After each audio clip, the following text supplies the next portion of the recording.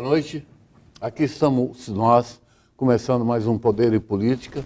Meu convidado de hoje é uma pessoa que está aqui militando na política, eu diria umas 3 décadas. Super conhecido, foi secretário de obras, foi presidente do Legislativo por 6 anos, olha só. Figura de uma certa forma muito marcante, que eu convidei. Tem gente na cidade que pensa, o Lucas não se dá com o convidado que vocês vão. Me dou com todo mundo. Budel, muito obrigado por ter vindo. Beleza, prazer é meu estar aqui. Exatamente. E estar... Ô Budel, quer queira ou quer não queira, você faz parte da história política recente, não tão recente, mas da história de Foz do Iguaçu. Você já está aí quase 30 décadas envolvido aqui no município, não é fato? 2? Não, mais de 2. Eu entrei como secretário Você de foi obras secretário do em 1993. Tá, e lá 20 anos. 22 anos. Você foi, vamos rememorar um pouquinho sua história. Você foi lançado para a política pelo Dobrandino. Você começou ali a aparecer. O Dobrandino até ele é muito engraçado, o Dobrandino. Ele fala as coisas curiosas. Quase todos os políticos daqui, esses mais antigos, não os novos que apareceram de 10 anos para cá, mas os mais antigos, de uma forma ou de outra, estiveram lado a lado com o Dobrandino. Não é fato, Budel? Exatamente. É porque, olha aqui, é a história política de Foz do Iguaçu após o período de exceção em que Foz do Iguaçu... O Dobrandino esteve presente. Exato, era um ele e o município filho. de fronteira e os prefeitos eram indicados. Na época tinha o PMDB e a Arena. Tá? E toda a oposição passou pelo PMDB. Então dá para se dizer que a maioria dos militantes políticos, não os mais jovens aí que estão começando agora, mas de repente o pai participou. Sem dúvida. E esteve junto. Bom, vamos lá. Você foi secretário de obra do Rari da Jó. Eu fui secretário de obras do Dobrandino de 1993 a 1996. E daí fui secretário de obras do Daijó em 1999. Até os 4 anos também? Não, um ano. Ficou um ano. Depois foi para onde, Budel? Depois eu trabalhei um período no governo do estado aqui em Foz do Iguaçu. E aí veio o SAMES. Não, daí veio, antes do SAMES eu já fui. Você trabalhou com o SAMES também? Não trabalhei no governo dele. Daí eu fiquei 2 anos trabalhando, praticamente 3 anos em Iniciativa Brasília. privada. Tá. Ô Budel, você também esteve na Câmara por 2 mandatos, 8 anos. Isso, de 2005 a 2012. E lá durante 8 anos, você presidiu o Legislativo de Foz por 6 anos. Você ganhou 3 eleições seguidas. Exato. E aliás, fui o único presidente da Câmara reeleito na história. Isso é algo que me orgulha. Eu fui presidente na primeira legislatura por 2 mandatos. Daí na reeleição, na primeira... Você está no PSDB há quantos anos? PSDB eu entrei em 2006. Você levou 9 anos. Antes do PSDB você era? Eu fui PMDB. PMDB? PTB. PTB. PTB eu me lembro quando você era falecido Zé Carlos. E agora é o homem do trânsito do Reni Pereira na cidade.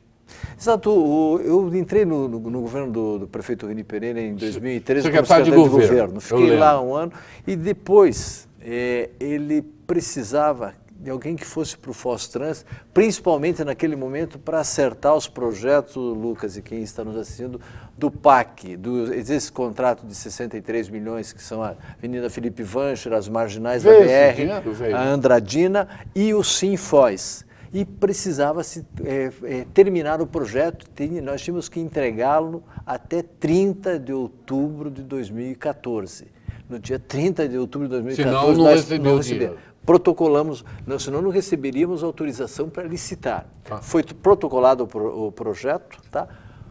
Vieram as licitações, tanto é que a Avenida Felipe Vancher está em obras, sim. A marginal da BR, a Sérgio Gasparetto, ainda hoje passei lá, o asfalto está ficando espetáculo. Essa semana o prefeito assinou a ordem de serviço para a empresa que vai executar a margem esquerda, a Olímpio Rafaim, que essa é maior, ela começa ali no trevo do CTG e vai até lá adiante 800 metros acima 500 metros acima da entrada de Três Lagoas. Tem grandes obras sendo feitas no município. Em Foz? Tem, eu sei que tem. Mas olha, hoje, por exemplo, eu me surpreendi. Eu peguei meu carro de manhã e precisei ir lá na Vila A. E fui pela Paraná, como você sabe, por causa do elevado que estão construindo ali, está interrompido. Certo. Então, eu sempre usei aquela marginalzinha que tem ali, você entra ali no posto, e ali onde tem, em frente à Polícia Federal, você lembra aquela ruazinha?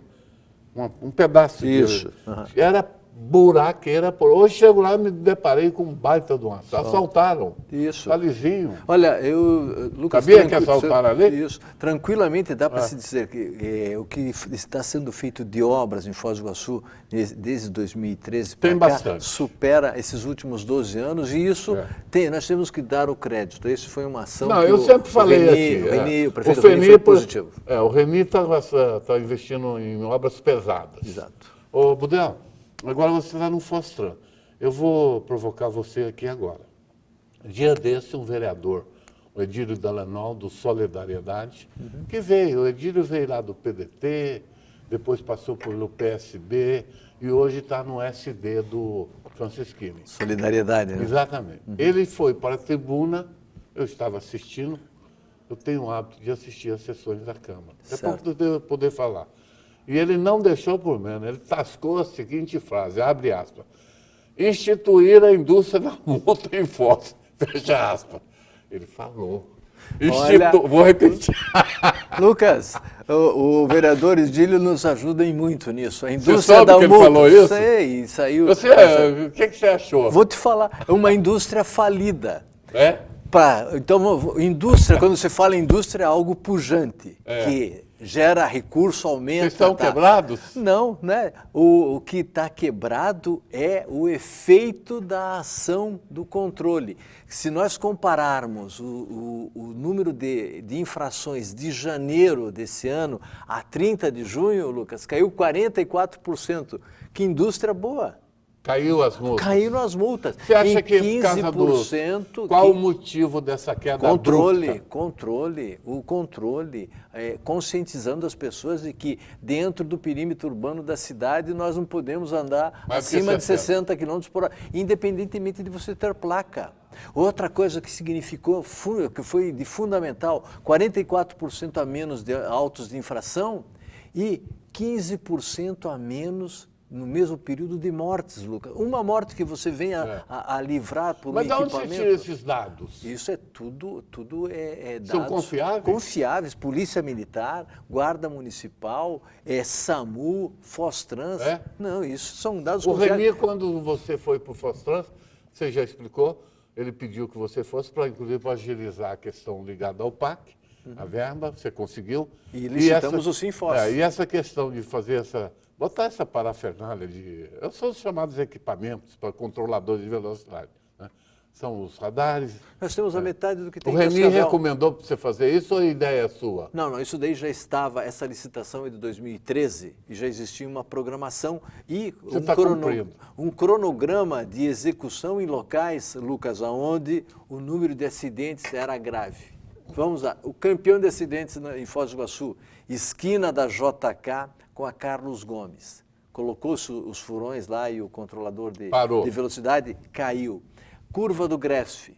Parou. Outro dia chega no CTG Charrua, um senhor lá, fui almoçar lá na chuleta lá, um senhor veio falar, pô, aquele controladora de velocidade do Gresf, se existisse a tempo, meu filho não estaria na cadeira de rodas. Então caiu o número de acidentes. E outro detalhe, é só olhar com o Lucas, lá no nosso hospital municipal, o trauma que ocupa a maior parte dos leitos hospitalares é advindo do trânsito. Tá bom, vamos em frente. Isso.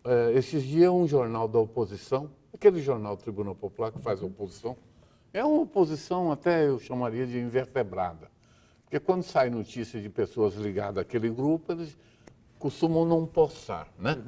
Não dão a notícia. E quando é notícia que desagrada, notícia que não contra os atuais administradores, sai rotineiramente. A gente já vem de anos, toda semana. É o jogo. É o jogo. O jogo é aquele.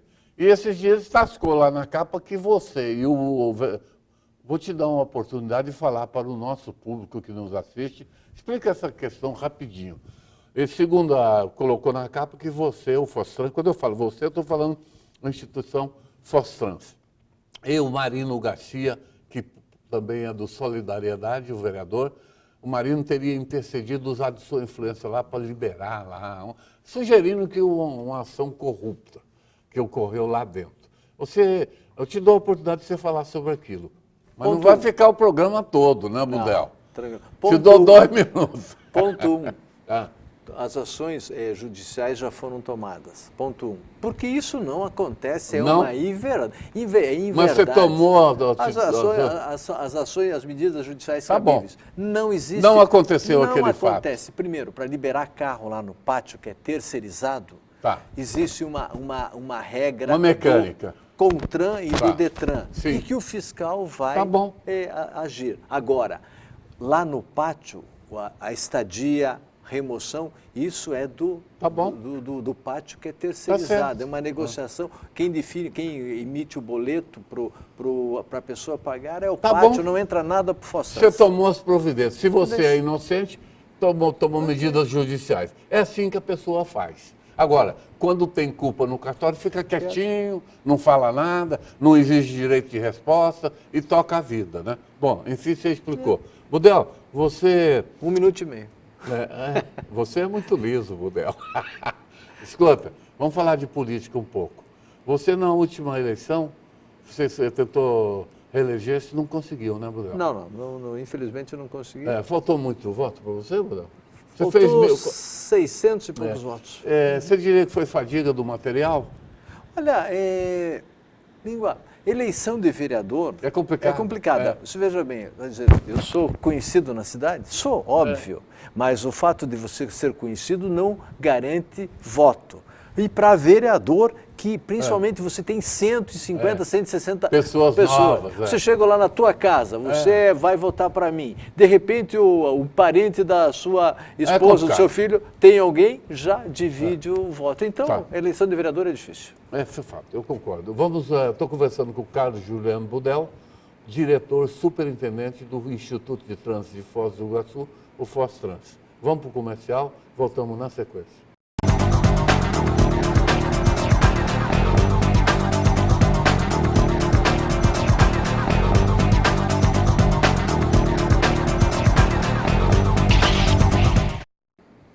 Budel, voltamos.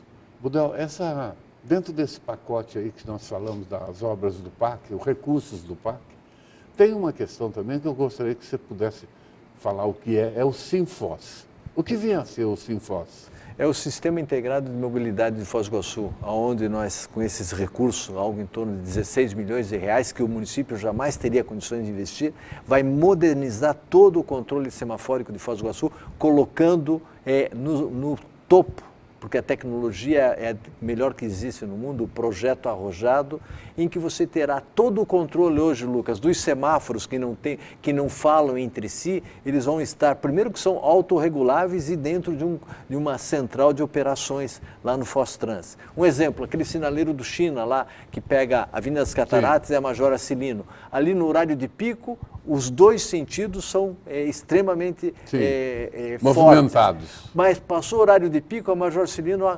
cai e o tempo do semáforo fica o mesmo. Então ela vai ler e dar prioridade onde tem. É um pacote inteligente. E é esse pacote mesmo que o nosso jornal lá, o tal jornal, vamos voltar no jornal, botou também na capa que vocês não licitaram essa contestação. Licitamos, foi totalmente licitado. Você viu que o jornal colocou? Colocamos e mais estamos questionando os dados. Ele colocou que o Tribunal de Contas pediu explicações. Quem é essa empresa que presta com esse know-how? É uma empresa brasileira? Não, a tecnologia é inglesa, os ingleses são os melhores em Mas controle. a empresa que vende esse produto... A empresa que ganhou é brasileira. Ou seja, a ideia é tornar os semáforos, o sistema mais inteligentes. Não só o semáforo, e o controle do transporte. Nesse sistema, Lucas, o transporte coletivo vai ser monitorado. Você vai ter condições de dar preferência ao transporte coletivo, vai dar condições de dar preferência à polícia, ao corpo de bombeiros. Por quê? Porque você controla. Vai acabar aquela necessidade, por exemplo, o presidente da República chega aqui, vai para Itaipu, vai lá, aperta um botão e pronto. Ele é um controle controle único dos semáforos sem aquela Ô, correria. Budel, eu não me esqueço na época do governo Daijó, o Daijó, que governou de 96 a 2000, se eu não estou enganado, 96 a 2000, Hari Daijó. As pessoas pensam que ele é filipino, ele é descendente de Nicéis. Um abraço para a família Daijó. Eu gosto muito do Daijó. É um bom sujeito, boa índole. Isso. Ele foi o primeiro prefeito que fez que trouxe para o município os chamados, esses semáforos inteligentes, que vão gradualmente, não é? Foi com o Daijó. Não, me foi, lembro. mas olha, Lembra? eu era secretário de obras. Não foi? Não, a sinalização era da Secretaria de Obras e o primeiro sinaleiro gradativo fomos nós que implantamos, que era de Maringá. Em que governo? No governo do Brandino. Ah, foi? Fomos nós. Ué, então eu era o secretário de obras e a sinalização. Foi o tio Dobra, então? Foi o tio Dobra, eu era o secretário dele na época que nós trouxemos de Maringá isso. Vamos falar de política. O povo gosta de política. Chega de trânsito. Como é que você viu o lançamento do nome do Cláudio Rorato para possível candidato à sucessão do Reni? É um nome forte. É? É um nome forte. Isso, com estrutura de partido extremamente organizada, é um nome forte. Mais um nome Família que vem aí para... né? É um nome de peso. Vai disputar para valer nesse... Eu acho que sim. Vai. E o Reni é candidato à reeleição? Olha, o Reni naturalmente é candidato à reeleição natural. É o atual prefeito e que tem todas deve as condições. Postular. Vai postular. E tem o Chico brasileiro correndo por fora, não é? Certo. E deve sair também. O Chico é forte? O Chico é um candidato forte. Forte. Muito conhecido. Ele fez uma bela votação. E está aparecendo, começou a aparecer os chamados paraquedistas, né? Tem um já aí de Curitiba que está vindo, ligado ao Toninho Vancha. Exato. Já está lançando aí, que mora em Curitiba. Eu nunca vi aquele senhor na minha frente, só em foto. Mas vai chegar um momento em que as propostas vão ser colocadas na mesa para todos observarem. A rigor, nós temos 3 candidatos agora. Eu diria que é o Chico, o Cláudio e o Reni Pereira. E o Reni Pereira, isso é fato. O Budel, hoje começou a circular,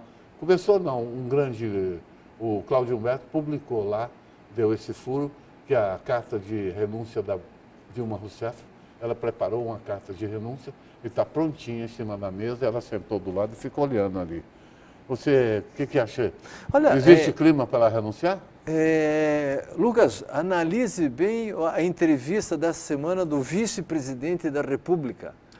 Para bom entendedor... Ele cantou a bola. Ele cantou a bola. Ele disse que está precisando de alguém para que dê suporte ao governo. Mas um país presidencialista onde quem detém o poder é uma pessoa só, o presidencialismo é isso, é a presidência da República. O vice-presidente diz que a presidente precisa de apoio para governar, quer dizer... Quem está governando perdeu toda a condição. Ele jogou na... eu acho que ela jogou a toalha. Ô, Budel, você aqui são o PSDB no município. Eu não sei, o PSDB é o principal partido de oposição nacionalmente, né? Teve um candidato que quase chegou lá, faltou um tiquinho para se eleger. Aliás, aquela eleição, durante mais de 90% da apuração dos votos, ele estava na frente. Quando chegou lá nos cafundós do Nordeste, a Dilma passou. Exato. Eu pensei até que ele começaram a preparar champanhe lá em Brasília, na casa dele e tudo. De repente virou tudo. Agora, aqui no município também, o PSDB não é um partido que tem musculatura. Tanto não tem um vereador na Câmara. Por quê? Olha, qual o problema? O problema principal do partido, do PSDB e de outros tantos aí, chama-se estrutura partidária, você mantê-lo como comissão provisória. Isso mata qualquer partido, porque você... Fica um indefinido. Indefinido, e você fica sujeito a canetaço. Então, qualquer pessoa, qualquer político que queira bater na porta do partido, sente insegurança. E eu quero que você me diga, você é tucano desde muito tempo, é amigo do governador, figura proeminente do PSDB, que ocupa cargo. Quero que você me faça uma análise da situação atual do Beto Richa, segundo mandato. Como é que... Não vamos rememorar aqui tudo que aconteceu, que você sabe, o meu público também sabe. E você acha que tem salvação para o Beto? Ele começou um processo de recuperação. Ele tem que fazer algumas alterações para dar suporte político para ele? No secretariado? No secretariado. Tem que fazer, tem que sacudir. Na crise é que tirar você... Tirar o Ciarra, por exemplo. Que você tem que dar uma sacudida, tem que E mexer ele não nas está peças. sacudindo. Né? Mas vai ter. E tem chance de reverter, é lógico. Houve um desgaste Muito grande. criado, erros políticos, como aquela de... o pessoal queria invadir a Assembleia, invadam. Já que a liberdade Ali é para tudo. Houve truculência, né? Mas truculência iniciada, está tudo lá preparado. Teve um Foi pessoal que usaram também né? inabilidade do governo e um pessoal que ainda usou de maneira extremamente difícil a categoria dos professores, que foi pisada pelos dois lados. 2018 tem eleições para o governo do Estado. Agora, o Beto não é mais candidato, porque já ficou 8 anos, vai tentar o Senado. Nós temos aí 3 nomes que começam a surgir. O Ratinho Filho, é forte. O Requião, que provavelmente vai pleitear também, porque aquele não desiste nunca, né? Apesar de ter sido já quatro vezes governador, vai querer uma vez mais. E temos a figura do Álvaro Dias, que começa